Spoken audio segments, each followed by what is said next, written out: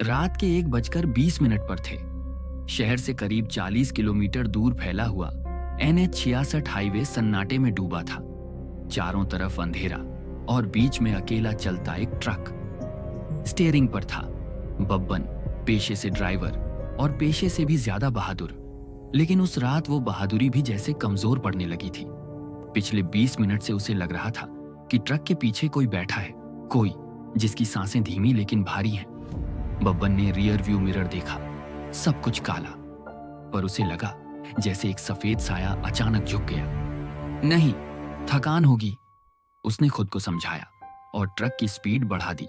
पर कुछ ही देर में सामने रास्ते पर एक औरत खड़ी दिखी, लंबे बाल, फटी साड़ी और चेहरा अंधेरे में छुपा हुआ। बब्बन ने ब्रेक मारने की कोशिश की, लेकिन उससे पहले ही वो औरत ट्रक की हेडलाइट में खो गई। ये रास्ता सूना रहता है, लेकिन खतरनाक नहीं, उसने खुद को फिर झूठा दिलासा दिया। लेकिन ड्राइवर सीट के ठीक पीछे से एक भारी आवाज आई, रुक मत। बब्बन के पूरे शरीर में सनसनी दौड़ गई। उसने बिना मुड़े कहा, कौन है? कोई जवाब नहीं, सिर्फ धीमी आवाज में किसी के सिसकने की ध्वनि। अब उसे एहसास हो चुका था, ट्रक में तीसरा कोई है, जो इंसान नहीं। हाईवे के उस सुनसान हिस्से में एक छोटा चाय ढाबा दिखा। बब्बन ने तुरंत ट्रक रोक दिया और बाहर कूद गया। ढाबे का मालिक घबराया हुआ बाहर आया।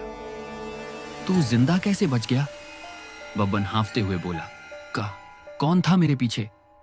ढाबे वाला धीमे स्वर में बोला, इस हाईवे पर 3 साल पहले एक औरत ऑटो से घर जा रही थी। ट्रक ने उसे टक्कर मारी और उसका शव आधे घंटे तक इसी सड़क पर पड़ा रहा।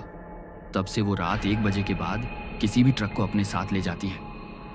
बब्बन डर कर पीछे ट्रक की ओर देखने लगा। हेडलाइट जल रही थी, इंजन चालू था, लेकिन सीट खाली नहीं थी। पीछे की सीट पर वही सफेद साया, बाल उड़ते हुए, चेहरा छुपा हुआ, धीरे धीरे साइड मिरर में उभर रहा था। और अचानक साया मुड़ा, उसका आधा जला चेहरा दिखाई दिया। उसके होंठ हिल रहे थे और आवाज आई, तू भी नहीं बचेगा। उसी पल ट्रक अपने आप तेज रफ्तार में आगे बढ़ गया और घोर अंधेरे में गायब हो गया। बब्बन ने ट्रक को जाते देखा, लेकिन वह बेबस खड़ा रह गया। ढाबे वाला कांपते हुए बोला, उस ट्रक से अब कोई वापस नहीं आता। अगर जिंदगी प्यारी है तो सुबह होने तक यहीं रुक जा। लेकिन ड्राइवर की जिद अजीब होती है। बब्बन के दिमाग में सिर्फ एक बात थी, ट्रक मेरा है, मैं उसे किसी भूत को नहीं दे सकता। उसने जेब में रखी भगवान की छोटी मूर्ति निकाली, माथे पर लगाई और ढाबे वाले के विरोध के बावजूद फिर उसी हाईवे पर चल पड़ा। रात 2:05 पर चारों तरफ घना कोहरा था। कभी कभी कोहरे में उसे टायर्स की घिसने की आवाज सुनाई देती, जैसे कोई ट्रक उसके आगे कहीं तेजी से भाग रहा हो। बब्बन चिल्लाया, जो भी है सामने आ, ट्रक मेरा है। कोहरा कुछ हल्का हुआ और सामने खड़ी दिखाई दी वही औरत, सफेद साड़ी में, बाल बिखरे हुए, लेकिन इस बार उसका चेहरा साफ दिख रहा था, आधा जला, एक आंख गायब और होंठ टेढ़े। वो धीमे कदमों से बब्बन की ओर बढ़ी। बब्बन पीछे हटते हुए बोला, मैंने तुम्हारा क्या बिगाड़ा? मेरा ट्रक छोड़ दो।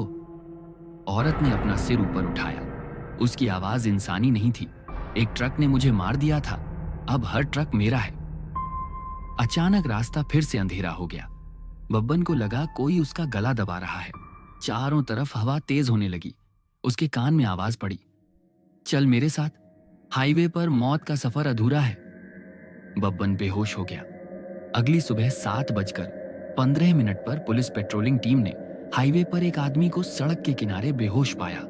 बब्बन। उसे हॉस्पिटल ले जाया गया। डॉक्टर ने बताया, उसके गले पर उंगलियों के गहरे नीले निशान हैं, जैसे किसी ने बहुत जोर से पकड़ा हो। जब बब्बन होश में आया, पुलिस ने पूछा, इतनी रात को वहां क्या कर रहे थे? बब्बन रो पड़ा। वो ट्रक मेरा था, उसने ले लिया। पुलिस वाला बोला, कौन ले गया? बब्बन के होंठ कांपे। वह सिर्फ फुसफुसा पाया, वो सफेद साड़ी वाली। पुलिस वालों ने मामले पर यकीन नहीं किया, लेकिन बब्बन की बात सुनकर एक कांस्टेबल अचानक चुप हो गया। उसने धीरे से कहा, सर, 3 दिन पहले मेरे मामा भी इन्हीं निशानों के साथ मिले थे और उनका ट्रक आज तक नहीं मिला। हॉस्पिटल में सन्नाटा छा गया। उसी रात 12:59 एक लंबा ट्रक NH 66 पर नजर आया। कोई ड्राइवर नहीं, पर ट्रक सीधा चल रहा था। हेडलाइट जली हुई और एक्सीलरेटर पूरा दबा हुआ। ट्रक के फ्रंट पर काली कांच पर खून से लिखा था, आ गया एक और। कोई समझ नहीं पाया कि किसके बारे में लिखा है, लेकिन तड़के 1:20 पर एक दूसरे ट्रक ड्राइवर ने हाईवे पुलिस को फोन किया। सर, एक महिला हाईवे पर खड़ी है और वो मुझे रुकने का इशारा कर रही है। उसकी आवाज कांप रही थी। नेटवर्क कट गया और हाईवे पर फिर से वही सन्नाटा लौट आया।